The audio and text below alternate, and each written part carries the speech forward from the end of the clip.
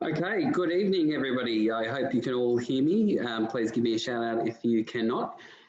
Thanks for joining us tonight.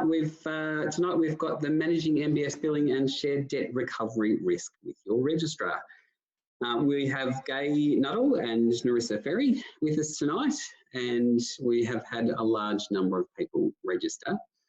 We expect a few more to obviously join us between now and the end of the evening, and so bear with us while we move through this PowerPoint. I'd like to acknowledge the traditional owners of the land on which this meeting is taking place around the country and pay respects to their elders past and present and their families. Before I hand you over to our presenters tonight, I would like to acknowledge the supporting and funding that we do receive from the Australian Government under the Australian General Practice Funding Program, and of course to MDA National, without whom this particular webinar would not be able to be possible. I would like to thank them very much. I'm going to stop sharing my screen there so that the presenters can share their own. And though they are experts in themselves, Gay Nuttall, who's about to share her screen, is Risk Advisor for MDA National, and we've also got Narissa Ferry, who's Medico-Legal Advisor for MDA National. So over to you, Gay. Thanks, Glenn. Good evening and welcome to our webinar on Medicare compliance. My name is Narissa Ferry and I have been a Medico-Legal Advisor at MDA National for 11 years. Medicare is one of my main areas of interest, and it's a growing area of concern for doctors in Australia following a recent increase in compliance activities undertaken by the Department of Health. I'm joined tonight by Gay Nuttall, who is one of the risk advisors at MDA National, and she's extremely well versed in all things Medicare, particularly from a practice perspective. So welcome, Gay. Thanks, Narissa, and welcome to everybody online.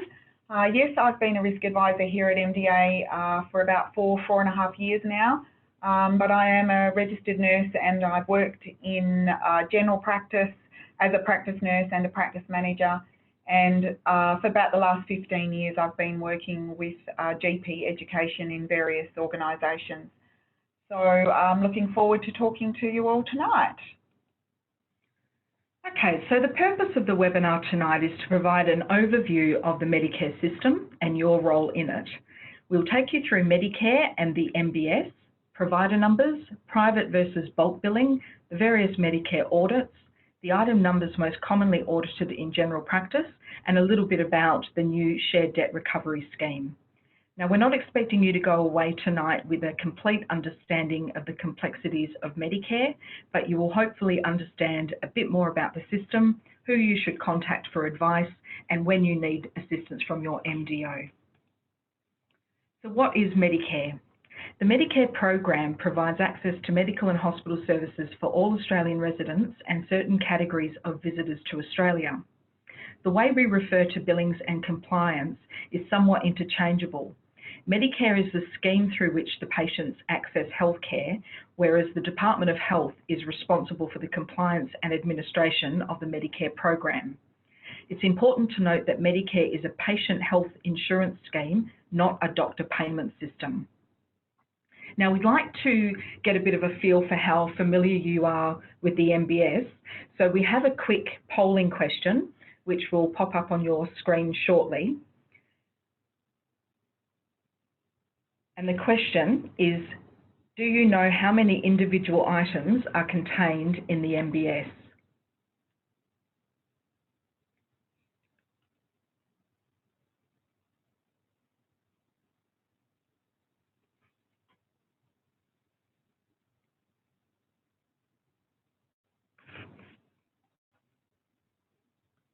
Okay, so we're hoping that you can actually see on the screen, on your screen, the polling question. How are we going with that, Glenn? I'll share the results once everybody's voted. We're about 84% voted at the moment. Okay, that's great.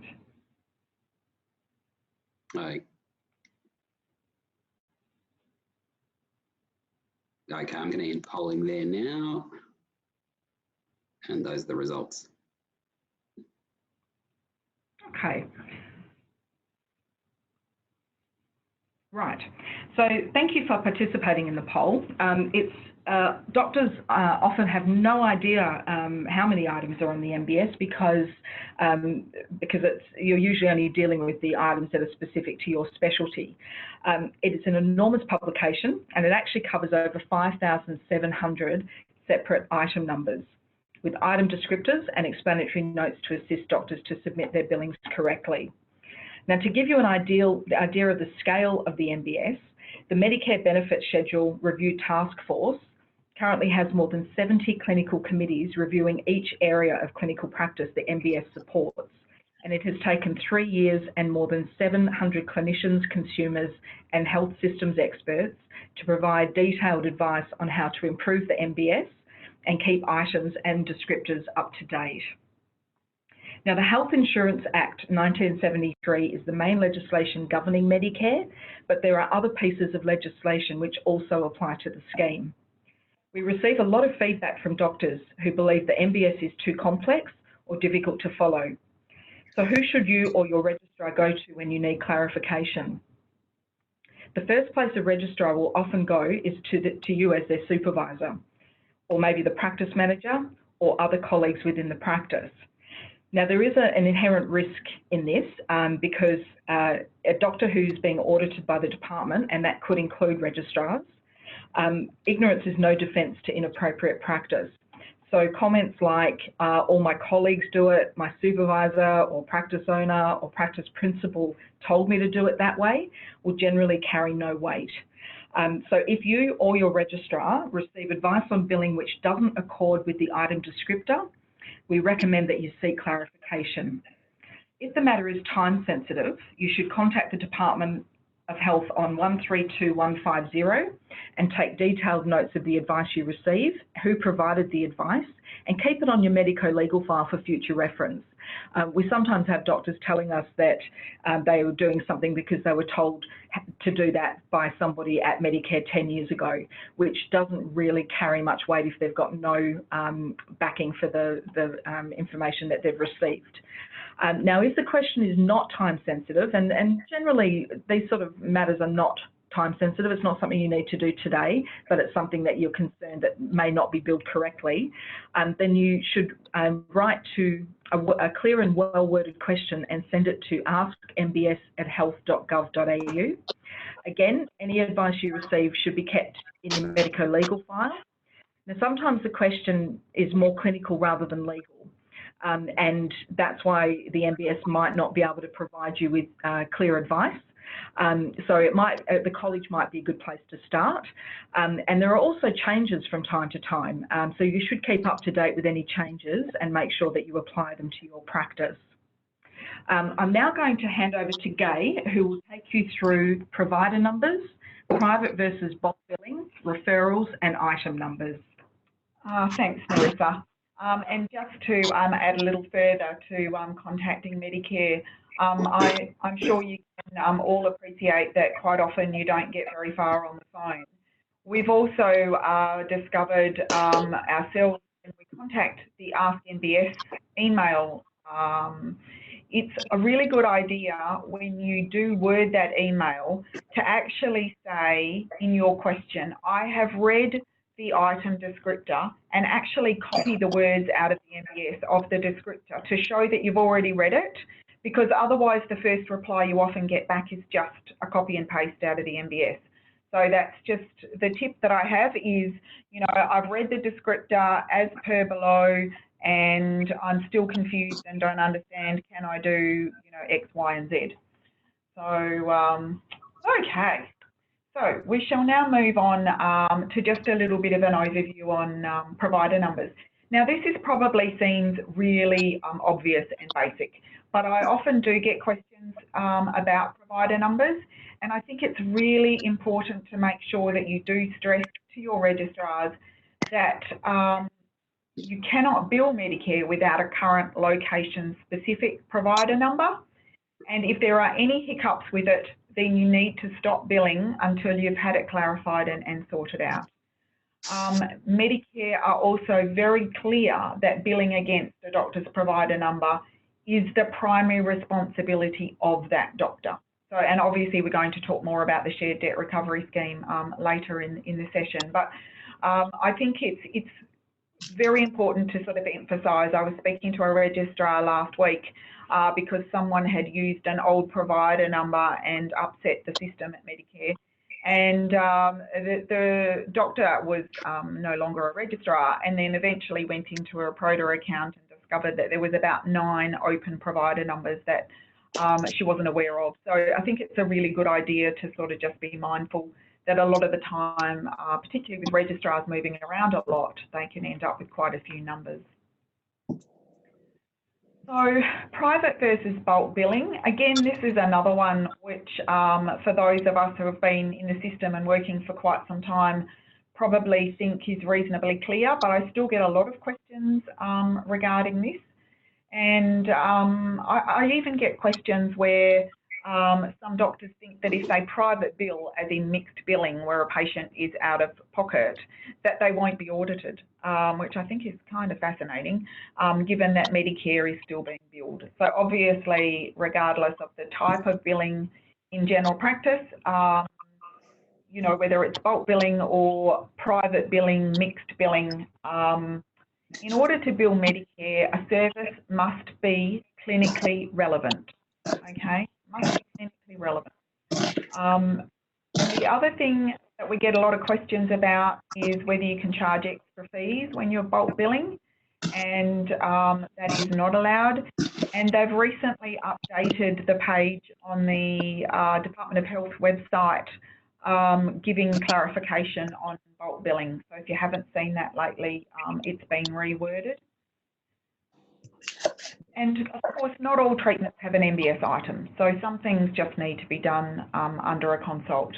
So the other thing to just think about is informed financial consent, particularly if you're in a private mixed billing practice.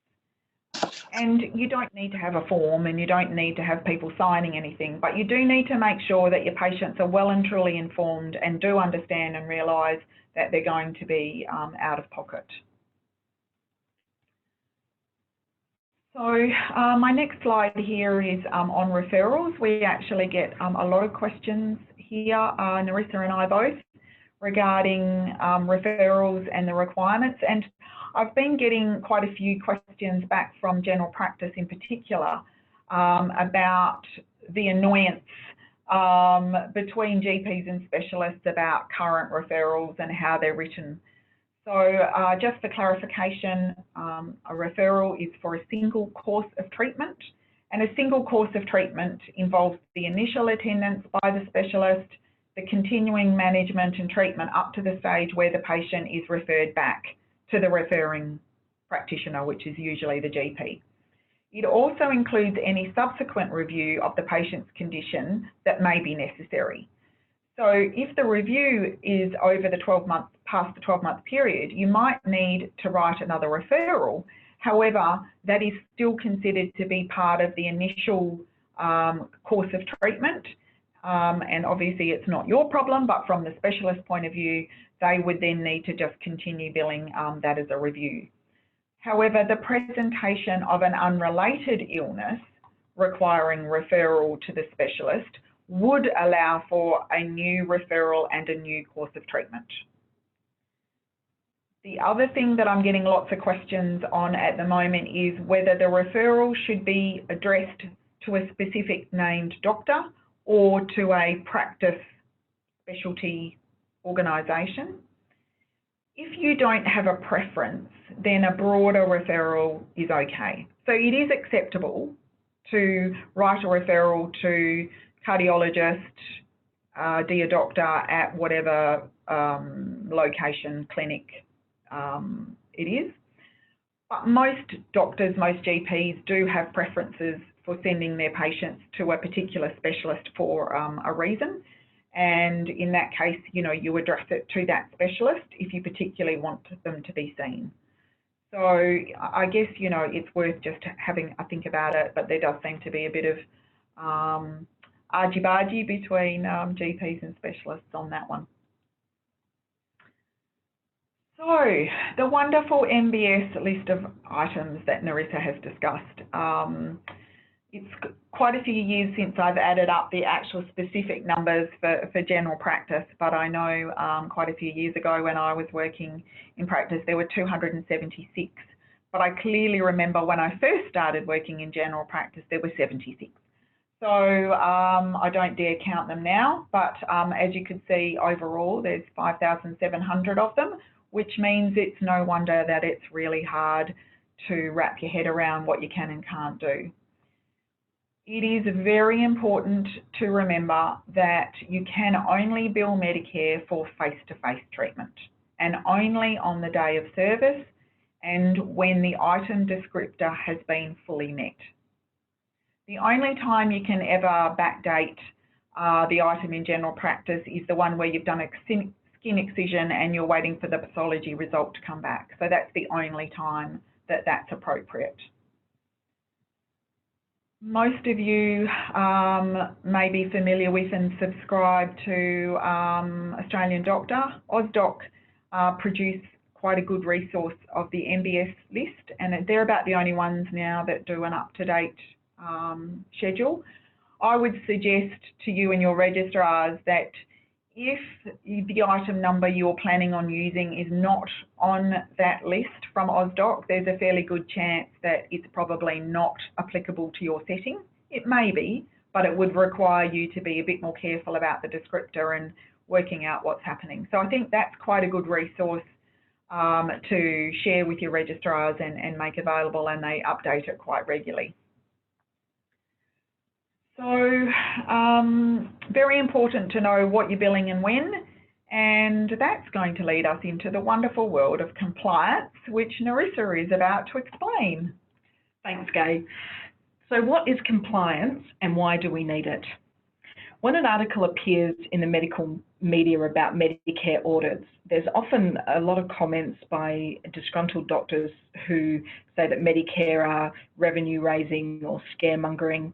But when you consider that in the 18-19 financial year, patients in Australia accessed 158 million GP services at a cost to Medicare of $8.1 billion.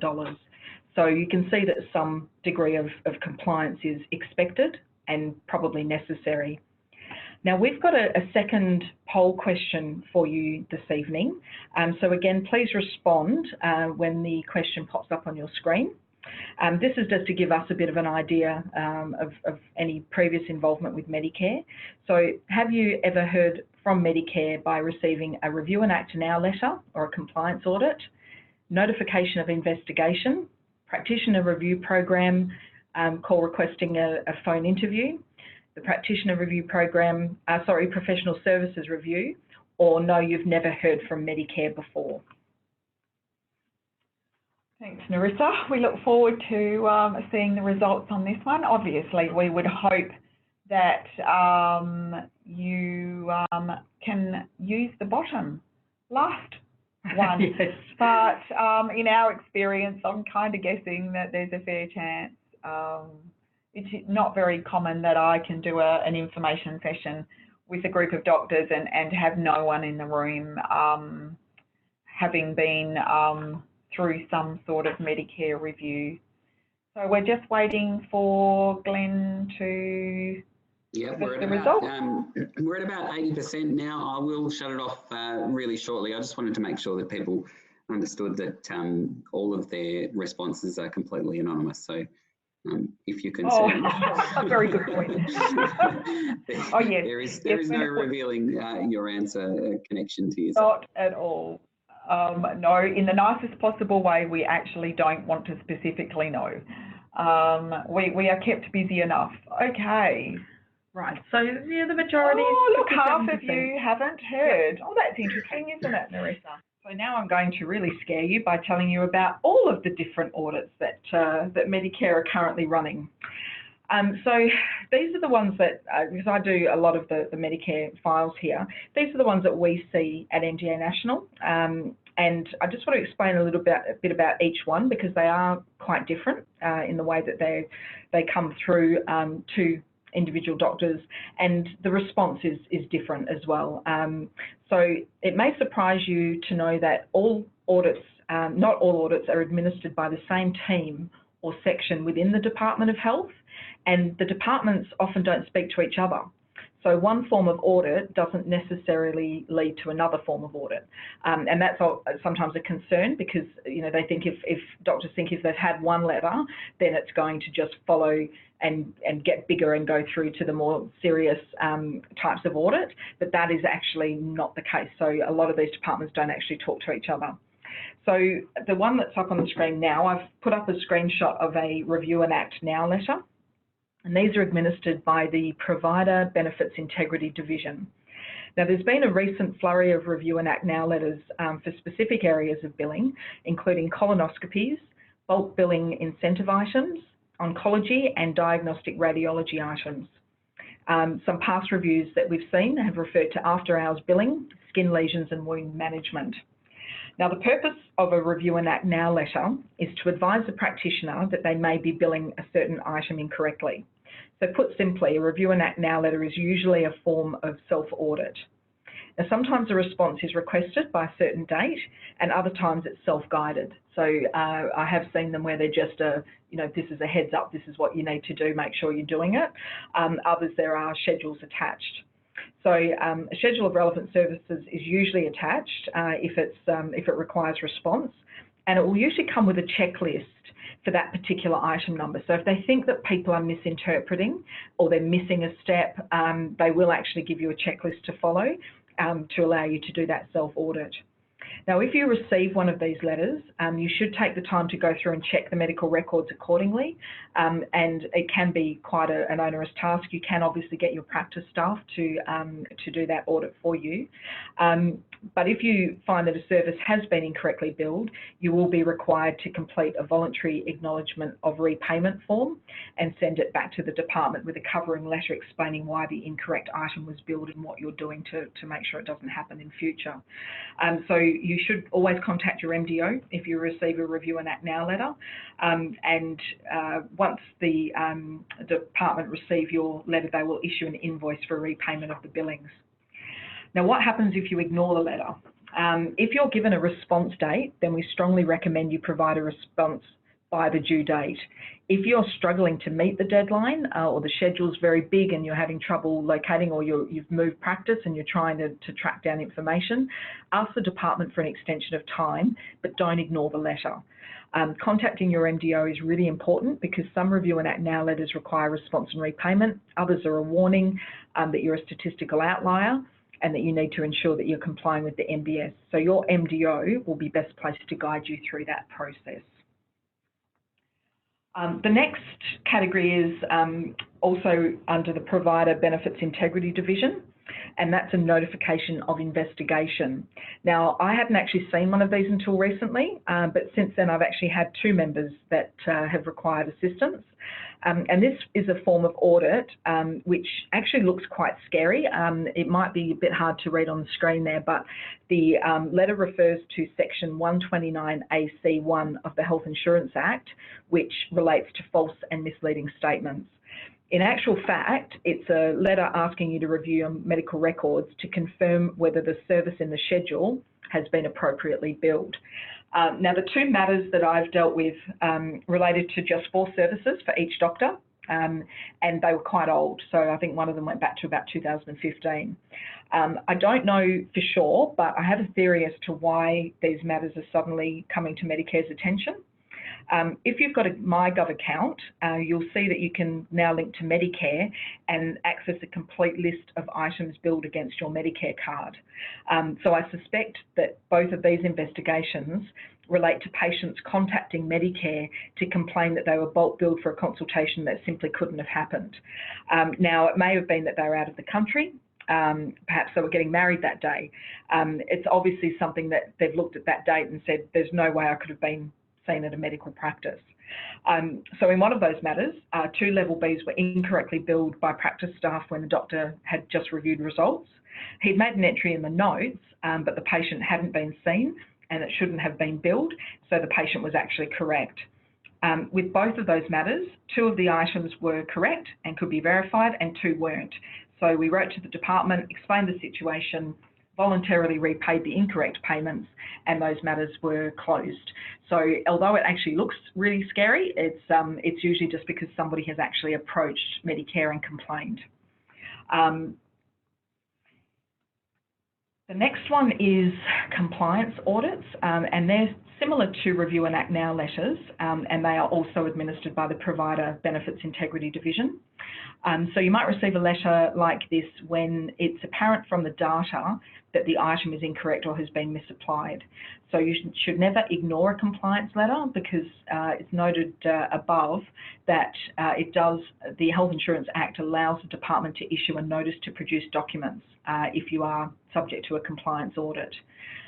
You shouldn't respond without input from your MDO, because often the schedule that's sent with the letter is a sample only. So once you respond, the department can expand the audit period, resulting in a fairly substantial repayment. If the items have not been recorded correctly, or you have used the incorrect item number, you will generally be asked to repay the whole amount, and you can then rebill the correct item, provided it's within 2 years of the service. Before I move on to the PRP and the PSR, I want to talk briefly about statistics, because most doctors come to the department's attention because they are statistical outliers. Yeah, this is an interesting area, an emerging one of focus, I think, Nerissa. So what are your impressions at the moment? Well, it's simply the nature of statistics that someone has to be at the bottom and someone else at the top of the bell curve. So data analysis used by the department is sophisticated in some respects, but incredibly blunt in others. The department uses computer algorithms, and they pick up statistical outliers. This means that if you subspecialise within general practice, you may come to the department's attention because your special area of interest puts you in or above the 90th percentile for a particular item number. Now, that doesn't mean you are necessarily doing anything wrong, but you are more likely to come under scrutiny. And once you come under scrutiny, as you'll see when I go through the PRP and the PSR, then you can then, have your notes scrutinised, and that's unfortunately where some doctors fall down. So it's not that they're billing the wrong item, it's just that the notes don't really represent what's been billed. So it's better to stay out of Medicare's radar if possible.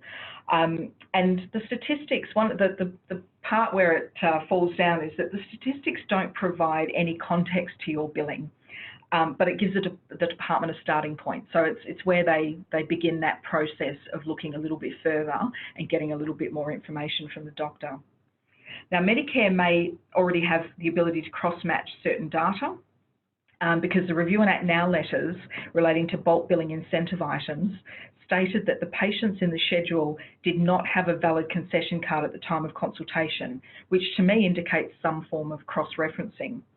There is new legislation being proposed which would allow the department to cross-reference data from a number of other government departments, including the Immigration Department. So if you think about that, if a doctor if something's being billed under a doctor's provider number, they cross-match and that doctor left and flew out overseas a week before, they're going to know because they haven't come back into the country. So, and same for patients. They're going to be able to look and see whether or not a patient was in the country. So it actually has quite big consequences and will just lead to far more compliance with Medicare. So the detail's fairly thin at present, but we'll certainly be watching this space and updating doctors if that changes. Now, the use of ratios is relatively new. It's probably popped up in the last maybe 2 years. It effectively provides a GP with the national average of certain timed items and then provides the doctor's own ratio for those items. And it really tends to highlight why you're a statistical outlier if you're 2 or 3 times the national average of, say, a level B to a level C or a level B to a level D. Again, a skewed ratio alone doesn't mean you're doing anything wrong, but it will make you more likely to come to the department's attention. Which brings me to the last 2 forms of audit, which is the PRP and the PSR. Now we're moving into slightly scarier territory now with the Practitioner Review Program, or PRP, which operates under a different section, which is the Compliance Operations Branch. Now the PRP process begins with a call from a medical advisor from the department, advising you that they have concerns about your Medicare servicing and requesting a telephone interview to go through those concerns. So this is where I was just talking about the blunt instrument. This is where they then start to drill down into your specific practice profile. So what comes next, and this sometimes is a bit shocking for doctors because they're fairly, benign in the call. I would just want to have a quick chat to you about your billing. What comes next is a letter confirming the date, time and contact details for the interview, a list of concerns, and a 33-page billing summary and data profile. Now, I review these regularly, so does Gay. We're pretty well trained now at picking out obvious things that we think Medicare are going to be looking at. And unfortunately, even though the previous slide said, talked about lies, damn lies and statistics, some of these statistics don't lie. So it can be a challenge to provide an overview of your practice profile and if it's not supported by that data. So once a doctor contacts your MDO, a change of interview date is almost inevitable because it takes quite some time to go through the billing summary and the list of concerns in order to prepare the doctor for the interview. So doctors are usually pretty anxious to get the interview over and done with, so they usually book it for the following week, but that's not the best course of action. You don't get any prizes for getting in early. It's better that you're prepared, that when you speak to the medical advisor that you know exactly what you're going to say and what questions they're likely to ask you. So if there is one thing that I'd like you to take away from the presentation tonight, it's to make sure you call your MDO immediately if you receive an invitation to participate in a PRP interview. And that's likewise for any registrars that you're supervising. So that's a point where we can actually impact and have quite a bit of impact on the outcome, because unfortunately we're dealing with something that's already happened. So we can't change the notes that you made for your billings. We can't change what you billed. What we can do is try and put it into some context for the medical advisor, and reassure the medical advisor that that you are billing appropriately. So the sort of issues we see for GPs who are going through the PRP include, and this is a big ticket item, chronic disease management. We know that it's quite complex, and Gay's actually going to go into some more detail about that shortly. Mental health care plans, skin lesions, pathology, prescribing, health assessments, level C's and D's, and items in association. Once you have spoken to the medical advisor, they sometimes, depending on the seniority of the advisor, sometimes they'll give you an idea at the time of what they're thinking. Other times, they'll just say you have to wait until I provide my response, and they'll usually get back to you fairly quickly with a letter. And there are three possibilities open to the medical advisor. So one is that all the concerns have been addressed and there'll be no further action. The second is a 6-month review period, which may be with or without repayment of items. And the third is a referral to the delegate, who will consider whether a request should be made to the Director of the Professional Services Review to review your provision of services. Now, the first option is obviously the best outcome, and we see this occasionally, but the second option is probably most common. So if you are given a 6-month review period, you can work with your MDO to put strategies in place to ensure that when the medical advisor reviews your data in 6 months' time, the remaining concerns have been addressed. If there's a particular item that you know has been billed incorrectly and you've told the advisor you're billing it incorrectly, they will expect you to complete a voluntary acknowledgement of incorrect payments form and pay those services back. If you say you will and you don't, they will come back and with what is effectively a compliance audit, and they'll ask you to complete a schedule and return it to them, and they'll just issue an invoice.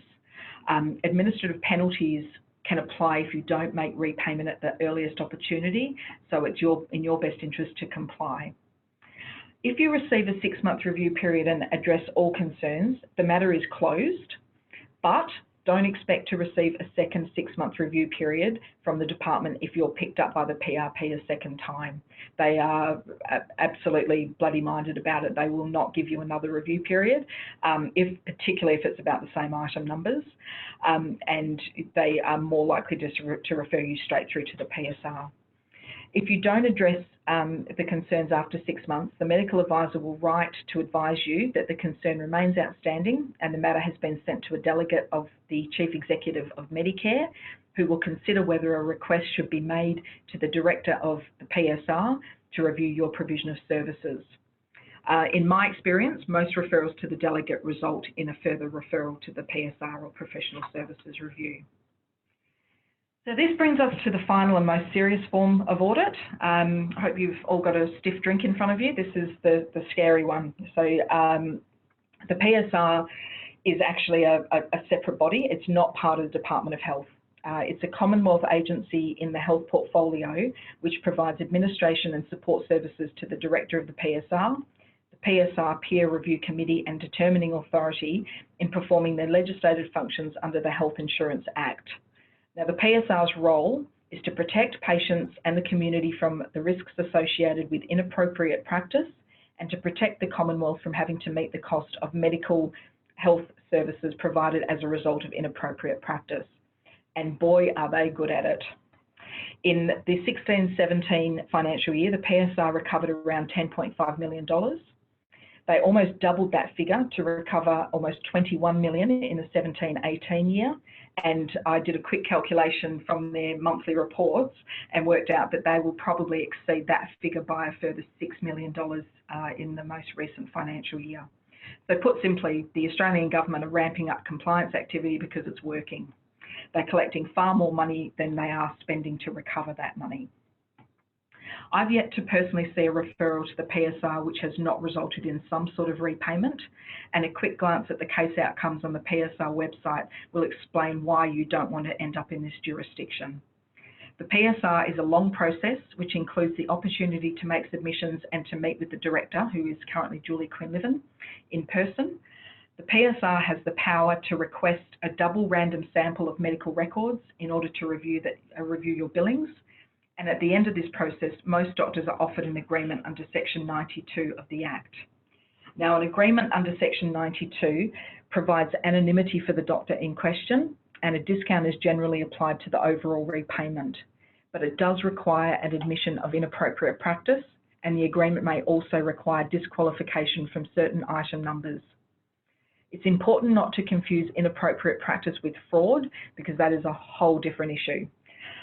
Now, after the Section 92 agreement has been offered, the doctor can either accept the agreement or opt to go to a hearing.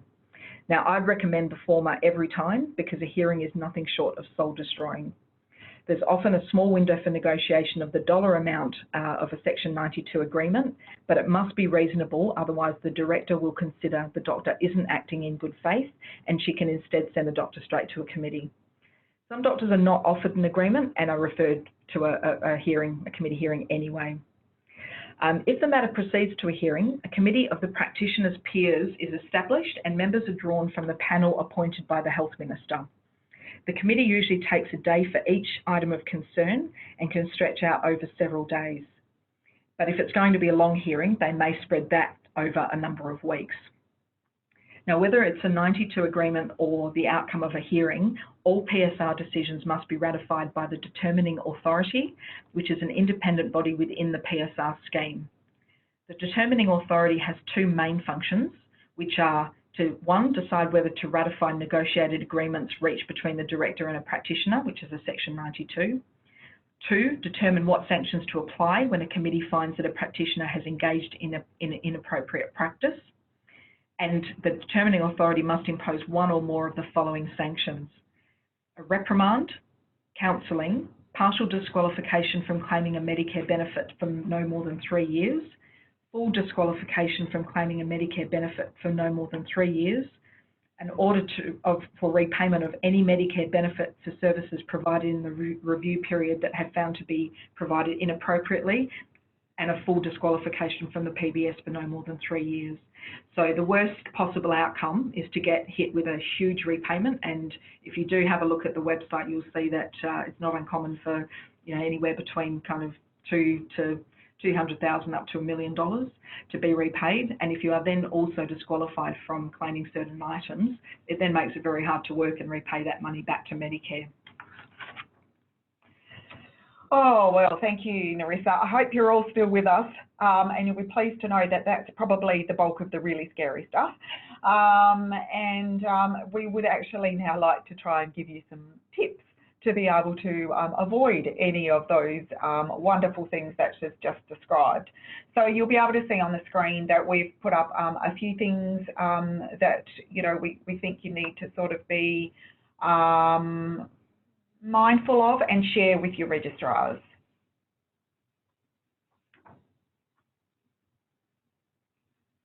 Okay, so I recommend that you read the MBS and read the descriptors carefully. There's also explanatory notes, so make sure that you're aware of all the explanatory notes.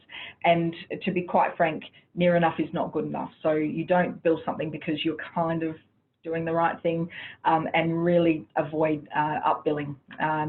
If you're concerned, always go for the lesser item, and make sure that your registrars are doing likewise. So don't rely on what others tell you, and this is particularly for your registrars, and don't be bullied into billing services that you don't agree with. Remember that you are responsible for your provider number. Every individual doctor is responsible for their own provider number. Okay, and you do need to ensure that all the services, referrals and the prescriptions are clinically necessary, so clinically relevant and can be justified, which is why, once again, you really need to keep very good notes. If you subspecialise, you know, and you do skin or cosmetics or certain different areas, then you need to be even more careful, okay, because you will come up in a data audit because you will look different to your so-called peers. We always recommend having a holiday, and hopefully you're all smiling and thinking that's a really good idea.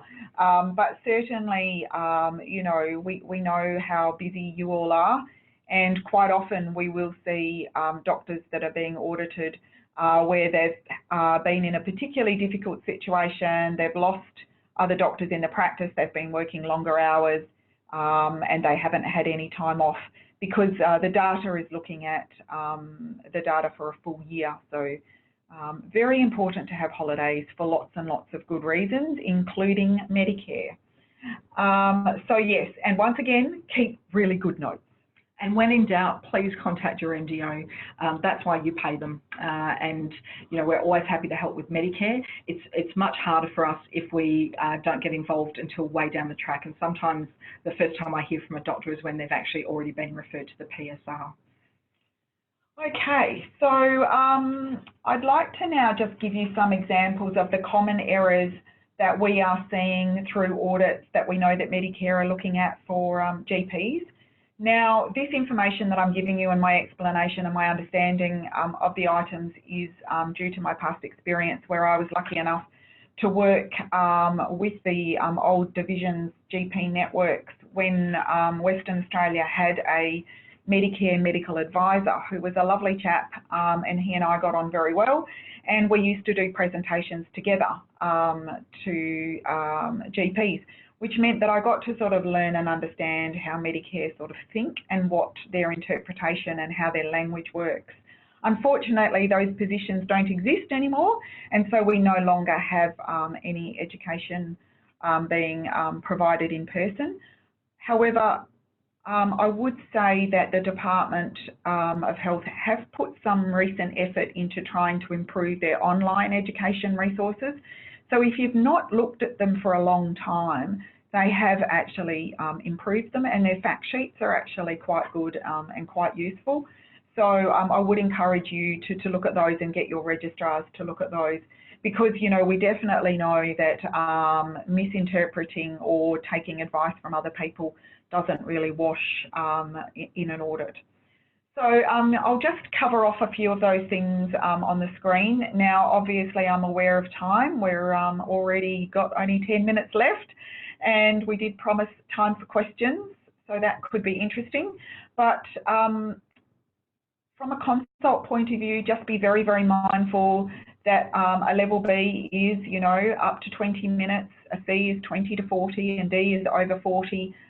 If you've been extra good and you're a very clever doctor and you've managed to solve 3 problems in 18 minutes, it is still a level B. So it's really important to make sure that you're not stretching the truth there. Consult items are time and complexity based. So good notes are required to substantiate what you're billing.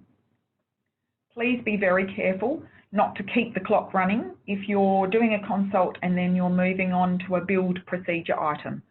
So I've seen quite a few where patients come in, they've done an assessment, skin assessment, and then they've moved down to the treatment room to do some biopsies or excisions, and then build a level C with it.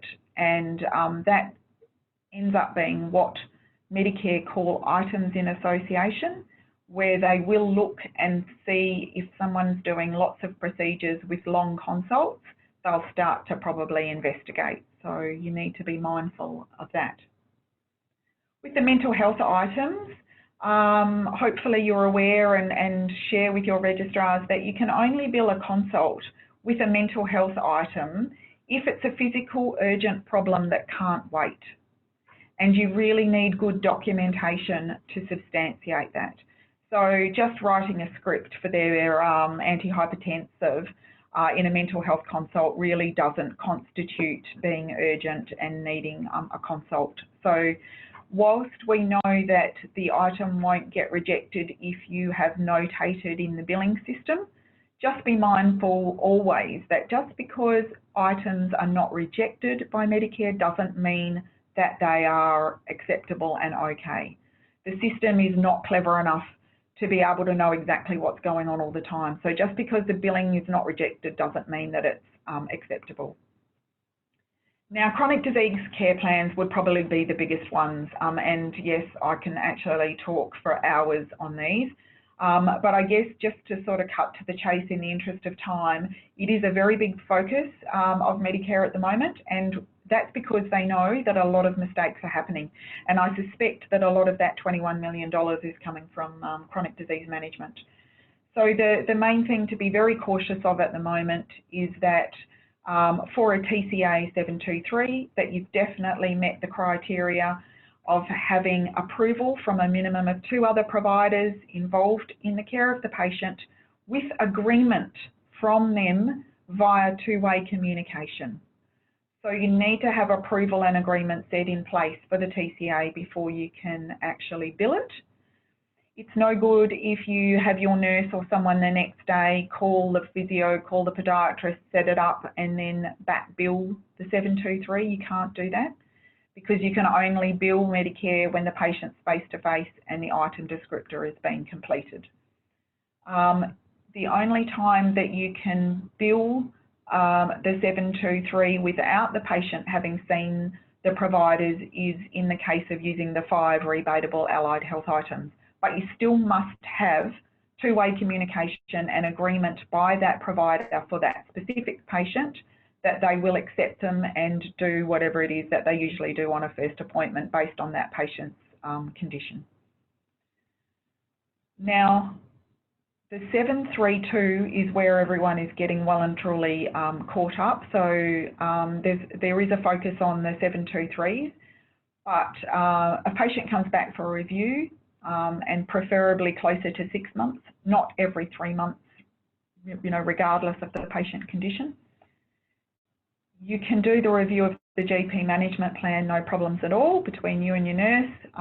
You're quite comfortable doing that and able to do that and bill a 732. But in order to bill a second 732 on the same day for the TCA component, you need to have checked and had feedback and be sure that the patient has seen at least 2 other providers in the preceding period since you last billed either a new plan or the previous review. And that's the bit where the department and Medicare have realised that doctors are tripping up. And I have to say, in the last 4.5 years here, and doing lots of training and education, and in recent times lots of talking about Medicare, I've had one practice that have been doing that correctly. I really, really hope that some of you out there are as well, but please don't feel bad if you're suddenly kind of going, oh dear, I don't think we've got that right. Please go onto the MBS online, have a good look at the descriptor, scroll all the way down and see what all of the requirements are. And if you've never seen the Q&A document on the Department of Health website under the Chronic Disease Management page, it is very good, very well written, and got lots of answers to all of these questions and explanations. So I would encourage you to have a look at that. So as I said, you know, I could talk for hours on these, but in the interest of time, we're going to keep going. And I can see that my next slide is me continuing on the same old story about good records will save you every time. And that's actually a Medicare requirement. So what's on the screen there is actually written into the health insurance scheme and is a requirement. So it's very important to make sure. And of course, the medical board requirements are the same. So I'm just going to touch on very briefly the 80-20 rule. I'm sure most of you have heard of it and hopefully understand it, but it's an area that we're getting a lot more questions about. Once upon a time, it used to be the thought that it was 80 patients, but that's not the case because the MBS has grown so much and there's so many items. It's actually 80 services that are in the Group A items. So if you actually Google Department of Health 80-20 rule, it'll bring you up with the page. And it'll show you which items. And basically, it's all those ones that require you to do some sort of assessment and treatment with the patient. But it doesn't include things like ECGs and spirometries because they're in the Group D diagnostic group, or the bulk billing incentives, or the nurse 10997 items because they're in Group M miscellaneous. They're not counted. But again, that's why holidays are a good thing. And we're now going to talk, as promised, about the Shared Debt Recovery Scheme. Nerissa. Thanks, Gay. Now, the Shared Debt Recovery Scheme came into effect on 1 July 2019 and relates to services provided from 1 July 2018 onwards. Now, the purpose of the Shared Debt Recovery Scheme is to allow the Commonwealth to hold both a practitioner and another party, including a medical practice, responsible for the repayment of compliance debts arising from incorrect billing under Medicare. The scheme will only apply if there's a relationship between the primary and secondary debtor and does not apply to all forms of audit.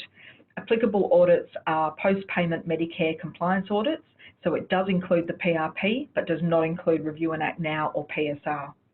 In terms of the shared debt, a practitioner or a primary debtor can be responsible for 65% of the debt, and the practice can be responsible for 35% of the debt as a secondary debtor. Now, I won't go into any further detail about the scheme because there are some excellent resources and FAQs on the Department of Health website. But we do find that individual doctors are familiar with Medicare compliance and have quite a good grasp of the process, but it's a relatively new issue for practices. So we've compiled some tips that you can think about implementing in your own practice. So we suggest that you develop a written process detailing how doctors and practice staff communicate which items to bill following each appointment. And it should be in a format that cannot be deleted, overwritten or altered. Do nurses have the ability to add relevant items for patients prior to them being billed, so spirometry or ECGs? If so, you need a clear system which allows for the doctor to review and agree with those billings.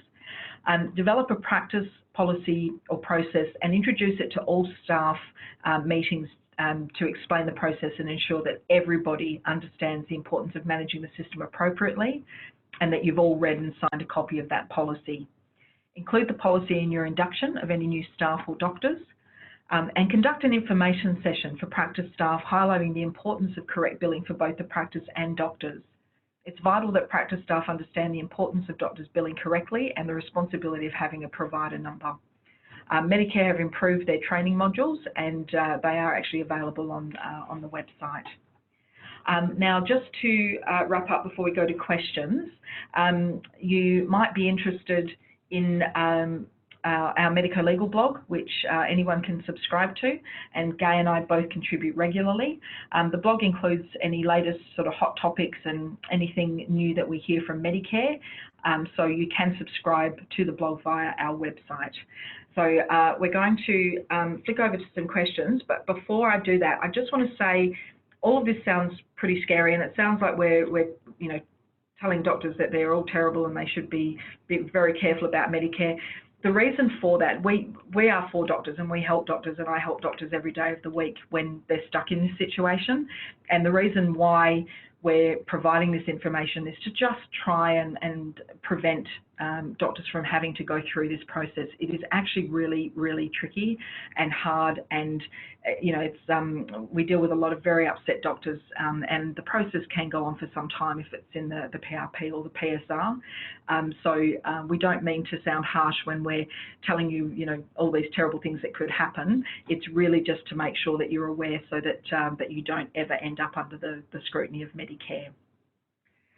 Okay, thanks, Nerissa. Now, in the interest of time, although I can see that a lot of you have been hanging in there listening to us, so we're very appreciative of that. So I'm just going to touch on a few of the questions very quickly, but I can reassure you that Glenn and the team at GPSA are going to collate the questions, send them through to Nerissa and I, and we will be providing a written response so that you can have those sent back to you, because we are very aware of how important it is to have your questions answered. The first question I can see is, can you touch on split payments? Can we charge one item as a bulk bill and another as private? Generally speaking, the answer is no.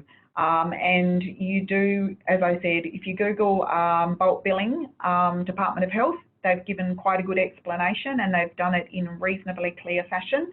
So basically, you can't bulk bill one item and then privately charge. You can in certain circumstances if it's a completely different procedure. So do just have a read of that page, and it does spell it out for you. There's a question about referrals being the same for allied health. Yes. So my description to you about what, you know, a proper referral is the same for allied health, but you need to be a bit cautious about the difference with the Medicare rebatable referrals that are required for patients to access those 5 items. That's a different form and a different type of a referral. There's a question here, is there a penalty payment if one of the items billed was incorrect, or just paying the item back is enough?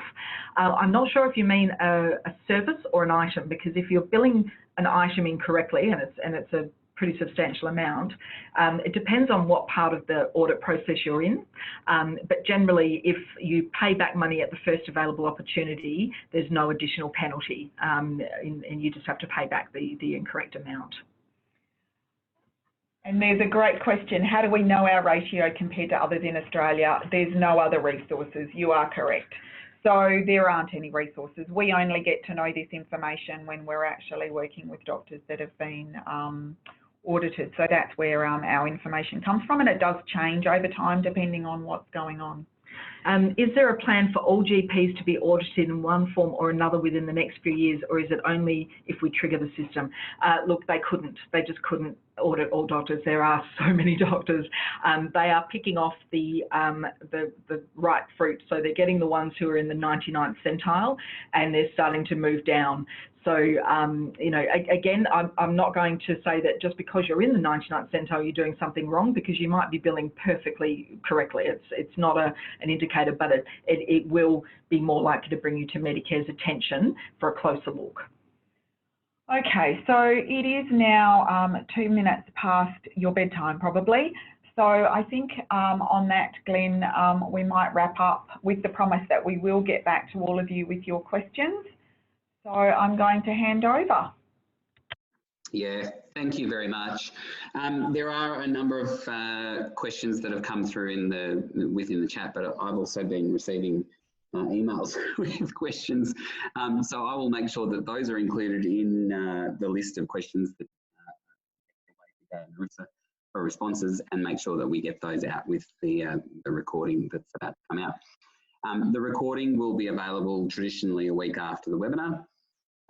And you will have in your inboxes right now an evaluation form of tonight's webinar. We do use those evaluations to improve the webinars that we provide to all of you to give up your evenings. So we would like to again thank MDA National, Nuttall and Nerissa Ferry, and all of you who have joined us from around the country. Thank you very much for giving up your Wednesday evening, and thank you and good night. Good night. Good night.